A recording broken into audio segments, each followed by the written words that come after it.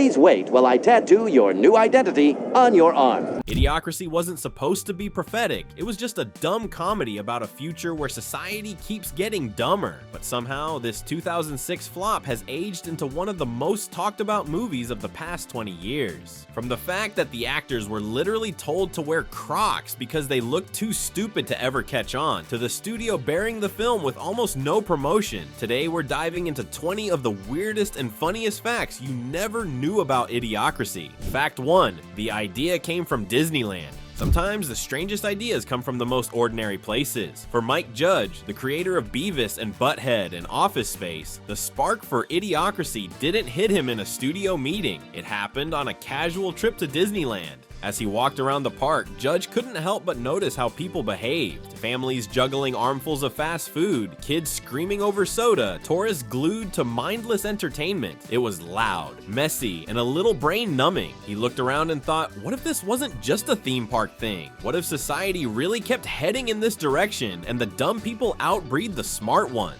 That simple observation snowballed into the central idea of Idiocracy, a future where evolution doesn't make us smarter, it makes us dumber. Judge imagined a world 5 centuries ahead where junk food is king, advertising runs everything, and common sense is extinct. Fact 2. The original title was very different. Before Idiocracy ever had its now iconic title, Mike Judge was calling the project something much more straightforward. 3001. The idea was simply to set the story exactly 1,000 years in the future, a distant time where humanity's worst habits could spiral completely out of control. But as the script evolved, Judge realized the number alone didn't capture the sharp bite of his satire. 3001 sounded like a sci-fi epic, not a comedy about the collapse of common sense. The tone he was going for was ridiculous, over the top, and a little insulting, which is why he eventually landed on the word Idiocracy. It was blunt, funny, and impossible to mistake.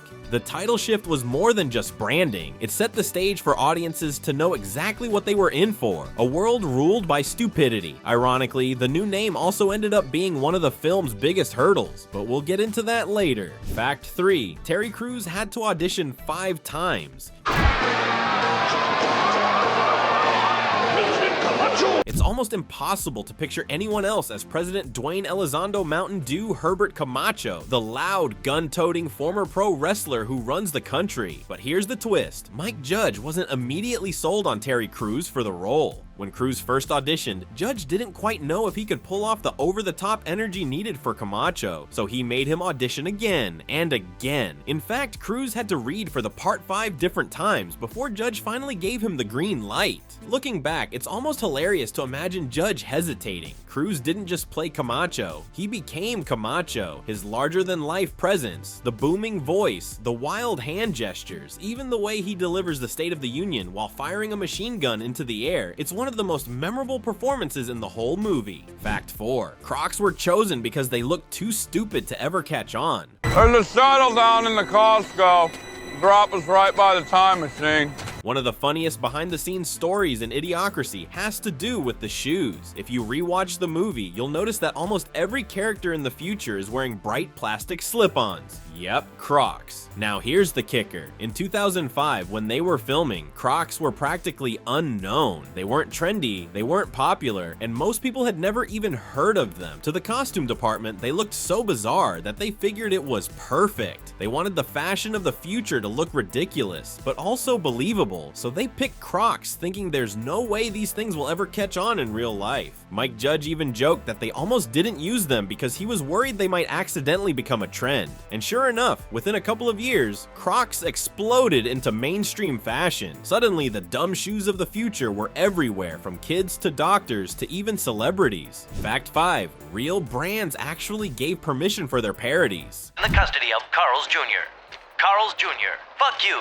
I'm eating. One of the wildest things about Idiocracy is how many real-life companies show up in its ridiculous future. We're talking about Starbucks doubling as a strip club, Costco turned into a mega city, and Carl's Jr. running ads that scream, "I'm having sex and I'm starving." You'd think corporations would never let their names be dragged through the mud like that, but surprisingly, most of them actually signed off on it. Mike Judge and his team reached out to several major brands to get permission to parody them, and to his shock, many of them said yes. ass. Carl's Jr., for example, had no issue with their name being attached to a dystopian fast food empire where customers are dumb enough to sue vending machines. Even Starbucks, which is portrayed as a not-so-family-friendly chain in the future, didn't block the joke. This gave the movie a strange authenticity. Seeing real logos and brands used in such absurd ways made the world of Idiocracy feel uncomfortably close to our own. It wasn't just fake companies being stupid, it was the same businesses we recognize every day, pushed a little further into the future. Fact 6. The original script had an AI president.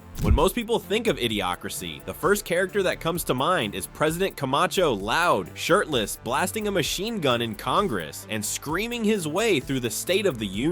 But here's the twist. In the early drafts of the script, Camacho didn't even exist. Mike Judge originally planned for the leader of future America to be a computer. The president was supposed to be an artificial intelligence system that made decisions for the country. On paper, it fit the satire perfectly. People had gotten so lazy and clueless that they turned the job of running the world over to a machine. But there was a problem. Judge and the writers quickly realized that an AI president wasn't very funny on screen. It worked as a concept, but visually it lacked the energy and chaos they needed. That's when they came up with the idea of a human leader, and not just any leader, but one who looked like everything dumb and extreme about pop culture rolled into one. Fact 7. Benicio del Toro was almost the star of the film. Most people remember Idiocracy for Luke Wilson's straight man performance as Joe Bowers, the most average guy in the army who wakes up in the dumbest future imaginable. His deadpan reactions are the perfect contrast to the insane world around him. But believe it or not, that role almost went to someone very different, Benicio del Toro. Yes, the Academy Award-winning actor known for intense roles in Traffic and The Usual Suspects was considered for the lead. It's hard to picture now, but back in the early 2000s, Del Toro was high on Hollywood's radar, and casting him would have given the movie a very different tone. Instead of Wilson's understated everyman charm, we might have gotten a darker, moodier, and more serious version of Joe Bowers. Fact 8. The infamous ass movie caused studio headaches. One of the funniest gags in Idiocracy is the hit film of the future literally just called Ass. The entire movie is nothing more than a close-up shot of a guy's butt with the occasional fart thrown in for variety. And in the future, it's not just popular, it's an award-winning box office smash. On screen, it's one of the sharpest jabs at a culture obsessed with dumber and dumber entertainment. But behind the scenes, that joke gave the studio a massive headache. When it came time to promote Idiocracy, Fox wasn't sure what to do with the fact that giant posters in the movie simply displayed the word ass in bold letters. Some people at the studio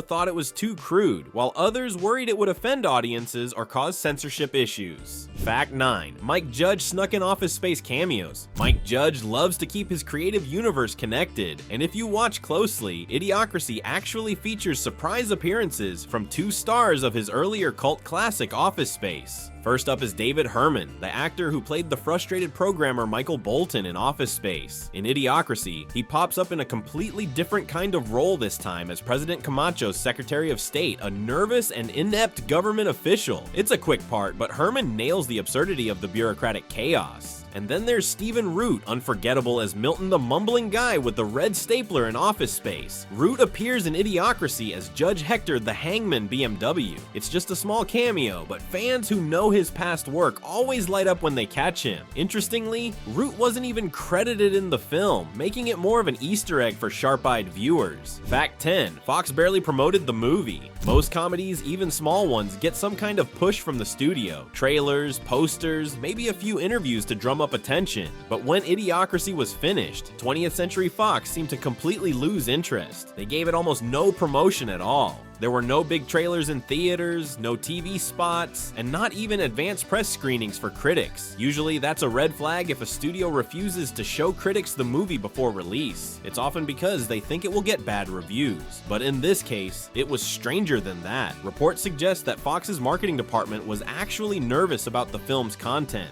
Think about it. Idiocracy takes direct aim at consumer culture, fast food, corporate advertising, and how dumbed down entertainment might destroy society. They were worried the public would feel insulted. Fact 11, it only opened in 130 theaters. When Fox finally released Idiocracy in 2006, they didn't just bury it with no marketing, they barely let anyone see it at all. The movie opened in just 130 theaters across the entire United States. To put that in perspective, most studio comedies open in at least 1,500 to 2,000 theaters. Even a modest indie release usually gets a few hundred screens. For Idiocracy, 130 theaters meant whole states never even had the chance to see it on the big screen. Fans who were curious had to hunt it down in a few select cities, and because the studio didn't advertise, most people didn't even know it was playing. It was such a strange decision that people speculated Fox was deliberately trying to kill the movie. Was it because they thought it wouldn't make money? Or was it because the satire hit a little too close to home, mocking some of the very corporations they worked with? Mike Judge himself has admitted he never got a clear answer.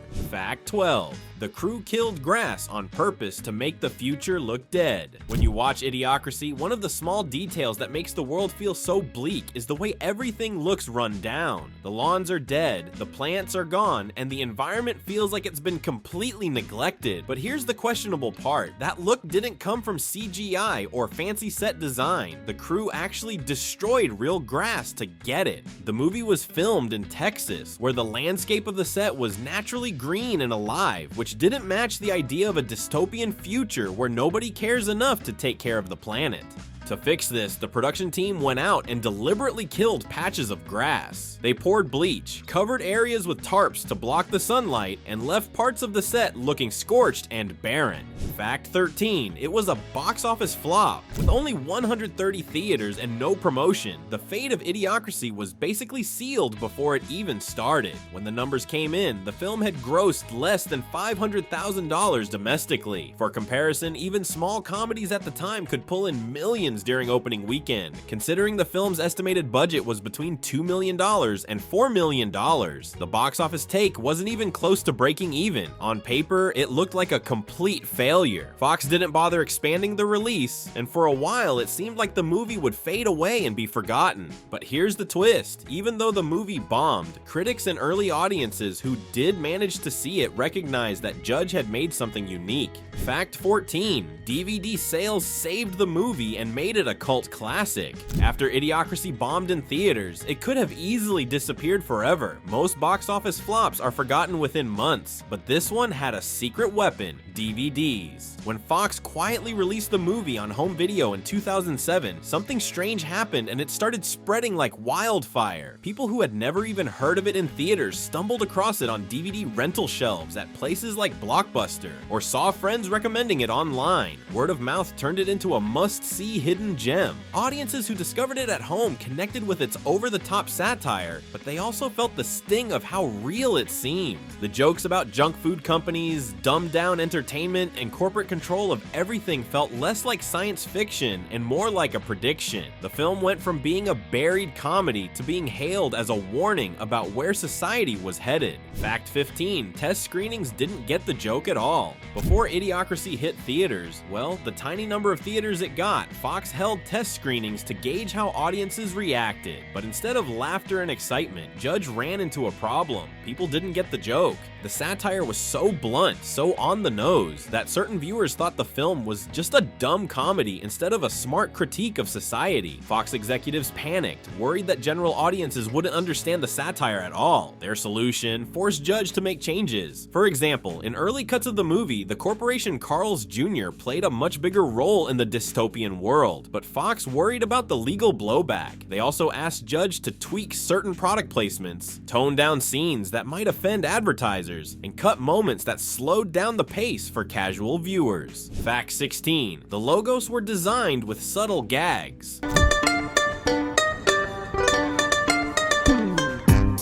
Sometimes the best jokes in Idiocracy aren't spoken, they're sitting right there in the background. Take a closer look at the logos scattered throughout the film, and you'll notice that the design team went all in on the satire. For example, Carl's Jr. doesn't just survive in the future, it thrives with a slogan that screams across every ad. Fuck you, I'm eating. Starbucks mutates into a raunchy chain of adult coffee shops offering services you definitely won't find on today's menu. Even Fuddruckers, a burger joint that really exists, evolves through a series of ridiculous name changes until it eventually becomes Buttfuckers. These weren't lazy throwaway gags. Mike Judge and his crew designed them as sharp little background jokes, knowing that audiences who paused or re-watched would be rewarded with new details. Fact 17. The movie's underlying message. At first glance, Idiocracy looks like a dumb comedy about fart jokes and junk food, but beneath the surface, Mike Judge packed in some surprisingly heavy themes, and that's one reason the movie has stuck around so long. One of the biggest targets is consumerism.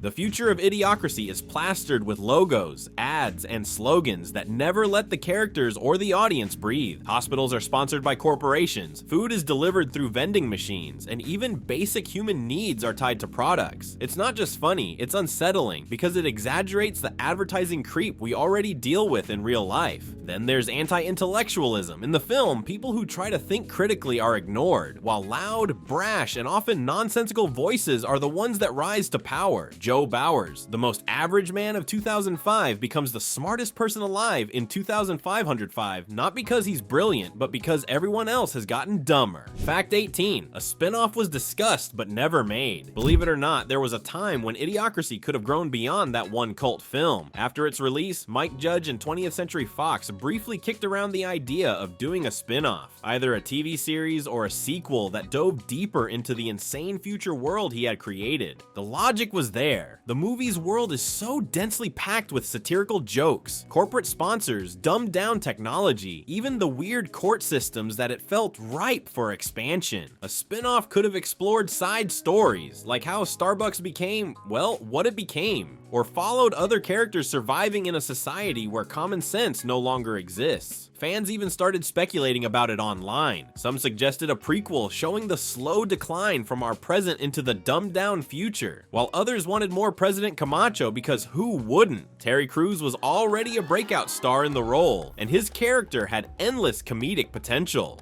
Fact 19. Judge and Crews almost used Camacho in anti-Trump ads. One of the wildest things about Idiocracy is how often people compare it to real-life politics, and that comparison got so strong during the 2016 US election that Mike Judge and Terry Crews almost brought back President Camacho for real. As Donald Trump's campaign took off, journalists and fans kept saying the election felt like something straight out of Idiocracy. The over-the-top speeches, the showmanship, the way entertainment seemed to matter more than policy, it all sounded eerily familiar. The connection became such a running joke that Judge seriously considered making anti-Trump campaign ads starring Camacho. According to Crews, Judge approached him about reprising the role. The plan was for Camacho to step out of the movie's fictional world and address the audience directly, warning them about letting entertainment personalities take over politics. Imagine Camacho, machine gun in hand, screaming at the camera about protecting the future. It would have gone viral instantly. Fact 20. Critics later called it prophetic.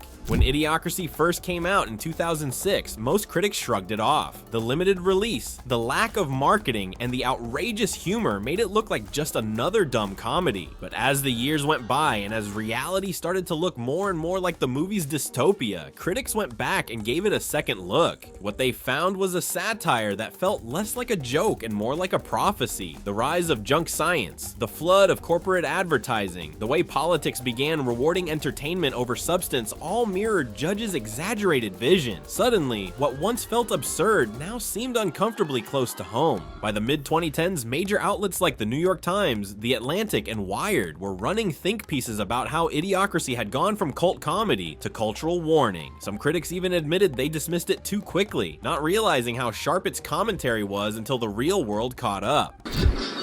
Oh, yes. Go away, Peyton! That's Idiocracy in 20 weird facts. If you had fun, drop a like, hit subscribe, and I'll see you in the next one.